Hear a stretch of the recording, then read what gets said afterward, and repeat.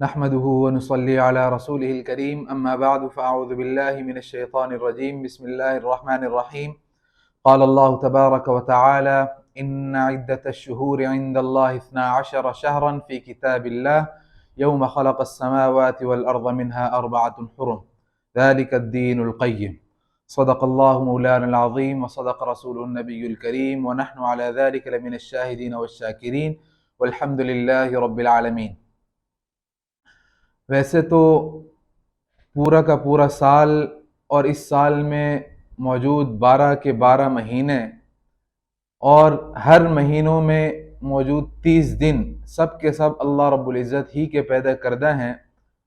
اور اسی کو قرآن کریم کے اندر اللہ پاک نے یہ بیان فرمایا کہ ان عدت الشہور عند اللہ 12 شہرا، کہ اللہ رب العزت کے ہاں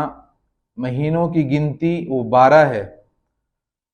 تو اللہ پاک نے ہی ان 12 مہینوں کو امت کے لیے متعین فرمایا، اور پھر ان 12 مہینوں کے اندر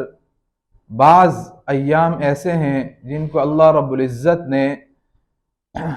کسی نہ کسی وجہ سے دوسرے ایام پر فضیلت بخشی، جن ایام میں سے کچھ ایام ابھی گزرے ہیں جن کو ذی الحجہ کے ایام کہا جاتا ہے، اور اب ذی الحجہ کا جب مہینہ ختم ہونے کو ہے، اس مہینے کے ختم ہوتے ہی جو ایام شروع ہو رہے ہیں، اور جو مہینہ شروع ہو رہا ہے وہ محرم الحرام کا مہینہ ہے، جو کہ اسلامی سال کی ابتدا ہے، اور اسلامی سال کی ابتدا اسی محرم کے مہینے سے ہوتی ہے۔ اور یہ مہینہ اور یہ سال جو اسلامی سال کہلایا جاتا ہے،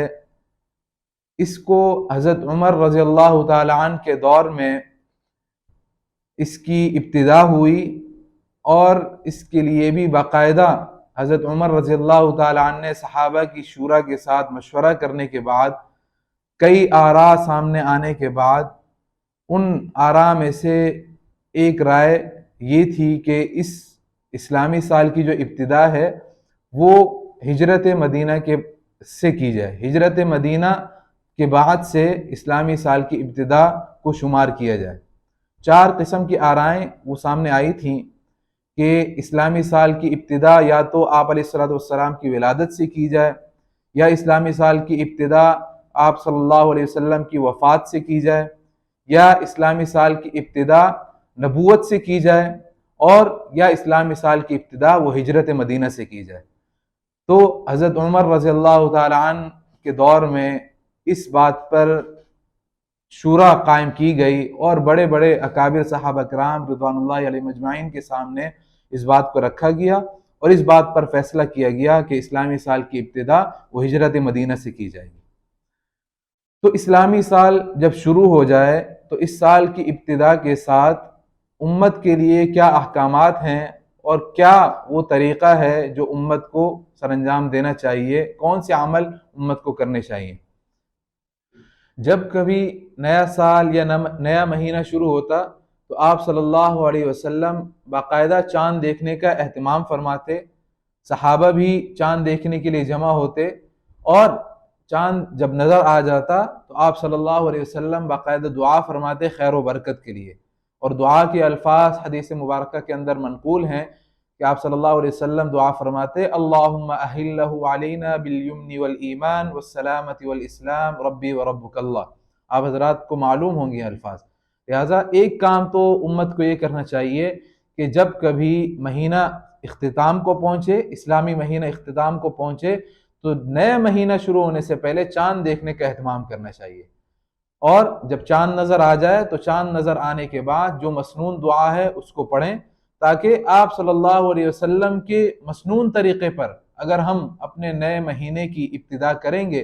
تو وہ جو خیریں اور برکتیں آپ صلی اللہ علیہ وسلم کی سنت پر عمل کرنے میں پوشیدہ ہیں، ان تمام برکتوں سے اور رحمتوں سے انشاءاللہ ہم مستفید ہوں گے۔ یہ نیا سال جو محرم الحرام سے شروع ہو رہا ہے، محرم الحرام کے سال کے شروع ہوتے ہی اس سال کے اندر بہت سارے ایسے عظیم الشان واقعات تاریخی کتابوں میں موجود ہیں کہ جن کو بیان کیا ہے امت کے بہت سارے علماء نے مختلف کتابوں میں مختلف انداز سے ان کو بیان کیا ہے، مگر دو باتیں ایسی ہیں، دو کام ایسے ہیں کہ جو صحیح اور مستند روایات سے جن کا ثبوت ملتا ہے۔ پہلا عمل اور پہلا کام جو اس مہینے کے اندر ہے وہ اس مہینے کے اندر روزہ رکھنا ہے۔ مطلقاً اس مہینے کے کسی بھی دن اگر روزہ رکھا جائے تو وہ روزہ رکھنا انتہائی فضیلت اور اہمیت کا حامل ہے، اور جس کو آپ صلی اللہ علیہ وسلم نے ارشاد فرمایا کہ افضل الصیام بعد رمضان شہر اللہ المحرم، کہ رمضان کے روزوں کے بعد جو سب سے زیادہ افضل ترین روزہ ہے وہ شہر اللہ المحرم، وہ اللہ کا مہینہ محرم ہے، یعنی اس مہینے کو محرم الحرام کو اللہ کا مہینہ قرار دیا گیا۔ تو جب اللہ کے مہینے کے اندر ہم اللہ پاک کے رسول صلی اللہ علیہ وسلم کے بتائے ہوئے طریقے کے مطابق ہم عمل کریں گے تو کیسے ہمارے لیے پورا سال رحمتیں اور برکتیں نازل نہیں ہوں گی؟ تو نتیجہ یہ نکلا کہ اس مہینے کی ابتدا ہی سے اگر کوئی شخص روزہ رکھنا چاہے تو ابتدا سے روزہ رکھ سکتا ہے۔ ایسا نہیں ہے کہ جیسے کہ جو فضیلت والے روزے ہیں، عاشورہ کے روزے جن کو کہا جاتا ہے کہ 9 اور 10 کا روزہ رکھنا یا 10 اور 11 کا روزہ رکھنا، ان کی فضیلت تو اپنی جگہ ہے، لیکن ان دونوں روزوں سے پہلے یہ جو 10 دن ہیں، ان ایام کے اندر بھی اگر کوئی شخص روزہ رکھنا چاہے تو روزہ رکھ سکتا ہے، اور اس کی فضیلت وہ افضل ترین روزہ ہے رمضان کے روزوں کے بعد۔ تو ایک تو کوشش یہ کرنی چاہیے کہ اگر اللہ پاک نے ہمت اور طاقت دی ہے تو اس مہینے کی ابتدا ہی سے جب کبھی جس دن موقع ملے روزہ رکھنے کا اہتمام کریں، اور پھر جو عاشورہ کے روزے ہیں ان روزوں کا تو خصوصی اہتمام ہونا چاہیے، ان کی فضیلت کے اوپر اور اس کی اہمیت کے اوپر انشاءاللہ ہم کسی دوسرے دن بحث کریں گے اور اس کے بارے میں بتائیں گے ان کے فضائل کیا کیا ہیں۔ لیکن یہ جو عاشورہ سے پہلے کے ایام ہیں، ان ایام کے اندر روزہ رکھنے کا بھی اہتمام کرنا چاہیے۔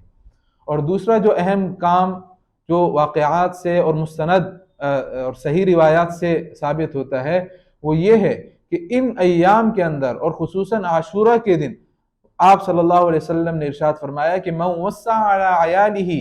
فی یوم عاشوراء، کہ جو شخص عاشورہ کے دن اپنے گھر والوں پر وسعت کرے گا، چاہے وہ کھانے پینے کے اعتبار سے ہو، چاہے وہ دیگر کپڑا پہننے کے اعتبار سے ہو، کسی دوسری سہولت دینے کے اعتبار سے ہو، جو شخص اپنے گھر والوں کے اوپر کسی بھی اعتبار سے کسی بھی قسم کی ان کو آسائش فراہم کرے گا، اللہ رب العزت اس کو پورے کے پورے سال اللہ پاک اس کے اوپر وسعت فرمائیں گے، اور اس کو اللہ رب العزت نوازتے رہیں گے پورے کے پورے سال۔ صرف ان عاشورہ کے دن میں اگر کسی شخص نے اپنے گھر والوں پر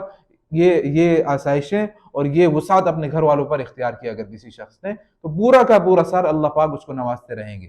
تو اپنی وسعت کے اعتبار سے ایسا نہیں ہے کہ کوئی شخص وہ 1000 روپے دن کے کماتا ہے تو وہ اپنے گھر والوں پر 5000 خرچ کرے، ایسا نہیں ہے، بلکہ جس شخص کی جتنی وسعت ہے، اگر وہ 500 کی حیثیت رکھتا ہے، اگر وہ 100 روپے کی حیثیت رکھتا ہے، تو اس حیثیت کے اعتبار سے وہ جتنی بھی اپنے گھر والوں پر وسعت کرے گا، اللہ پاک اس کو وہی نعمتیں اور وہی رحمتیں اللہ پاک اس کے اوپر نازل فرمائیں گے، جن کو حدیث مبارکہ کے اندر ارشاد فرمایا کہ پورے کا پورا سال اللہ پاک اس کے اوپر آسائشیں نازل فرماتے رہیں گے۔ اور ان ایام کے اندر خصوصاً ماہ محرم کے اندر ایک بہت بڑی غلط فہمی بہت سے حضرات اس کا شکار ہوتے ہیں، وہ یہ ہے کہ بعض لوگ سمجھتے ہیں کہ یہ مہینہ سوگ کا مہینہ ہے، یہ مہینہ نوحہ کرنے کا مہینہ ہے، حالانکہ یہ بہت بڑی غلط فہمی ہے، اور اس کی وجہ وہ یہ بیان کرتے ہیں کہ چونکہ اس مہینے کے اندر حضرت حسین رضی اللہ تعالی عنہ اور ان کے ساتھی ظلماً اور بے دردی کے ساتھ شہید کیے گئے، تو اس سوگ کو چونکہ وہ ان ایام کے اندر یہ واقعہ ہوا، کربلا کا واقعہ ہوا، لہٰذا ان ایام کے اندر ہونے کی وجہ سے جب کبھی یہ ایام آئیں گے تو ہمیں بھی ویسے ہی سوگ اختیار کرنا چاہیے جیسے کہ کسی کی شہادت کے اوپر اختیار کیا جاتا ہے یا کسی کے ظلماً قتل کرنے پر اختیار کیا جاتا ہے جیسا سوگ۔ تو شریعت کے اندر کسی بھی عمل کی وہ کبھی بھی حوصلہ افزائی نہیں کی گئی، بلکہ شریعت ہمیں یہ بتلاتی ہے کہ حضرت حسین رضی اللہ تعالی عنہ اور ان کے ساتھیوں کی شہادت وہ اپنی جگہ، لیکن جس مقصد کے لیے وہ شہید کیے گئے ہمیں اس مقصد کے اوپر اپنی زندگی گزارنی ہے کہ کس مقصد کے لیے انہوں نے اپنی جان دی۔ تو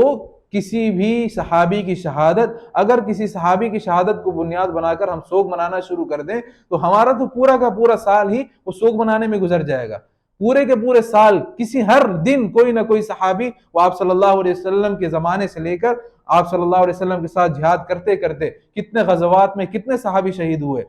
کتنے صحابہ جنگوں کے اندر شہید ہوئے، اگر ہم صحابہ کے سوگ منانا شروع کر دیں پھر تو ہر روز ہی سوگ منانے کا دن ہے،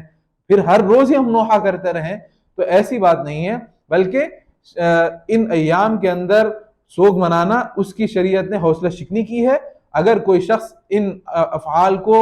کرتا ہے اور سوگ منانا اور نوحہ کرنے میں وہ شریک ہوتا ہے تو اس کو پیار سے اور محبت کے ساتھ سمجھائیں، اور ان کو یہ بات سمجھانے کی کوشش کریں کہ جس مقصد کے لیے ان حضرات نے اپنی جانیں دی اس مقصد کو اپنی زندگی کے اندر پیدا کرنے کی کوشش کریں، دین کے مطابق سنت کے مطابق اپنی زندگی گزارنے کی کوشش کریں، حق اور باطل کے درمیان فرق ظاہر کر کے حق کے اوپر جم کر اپنی زندگی گزارنے کی کوشش کریں۔ لہٰذا کسی بھی طرح کا سوگ منانا، نوحہ کرنا ان ایام کے اندر وہ شریعت میں جائز نہیں ہے، اور خصوصاً ان ایام کے اندر بعض لوگ شادی کرنے کو جائز نہیں سمجھتے، تو شادی کرنا خصوصاً ایک اور واقعہ جو بڑی اہمیت کا حامل ہے ان لوگوں کے لیے کہ جو ان ایام کے اندر سوگ منانے کو جائز سمجھتے ہیں، کہ حضرت علی اور حضرت فاطمہ رضی اللہ تعالی عنہما کی شادی کا جو واقعہ ہے، ان کے نکاح وہ اسی مہینے کے اندر ہوا، محرم الحرام کے اندر ان کا نکاح ہوا۔ تو جس مہینے کے اندر ان کا نکاح ہوا ہے اس مہینے کے اندر ہم شادی کو ناجائز سمجھتے ہیں، یہ کسی بھی طریقے سے جائز نہیں ہے، بلکہ کسی بھی قسم کی کوئی بھی خوشی اگر اس مہینے کے اندر ان ایام کے اندر کوئی منانا چاہے تو منانا بالکل جائز ہے، اس میں کسی قسم کی کوئی قباحت نہیں ہے۔ لہٰذا یہ جو احکام ہیں محرم الحرام کے ابتدائی دنوں کے حوالے سے ان کو سامنے رکھیں، اور جن احکامات کے اوپر ہم عمل کر سکتے ہیں، چاہے وہ روزے کا حکم ہو، چاہے وہ اپنے گھر والوں پر وسعت کرنے کا حکم ہو، اس کے اوپر عمل کرنے کی کوشش کریں۔ اللہ رب العزت مجھے بھی آپ کو بھی کہنے سننے سے زیادہ عمل کی توفیق نصیب فرمائے۔ وآخر دعوانا ان الحمد للہ رب العالمین۔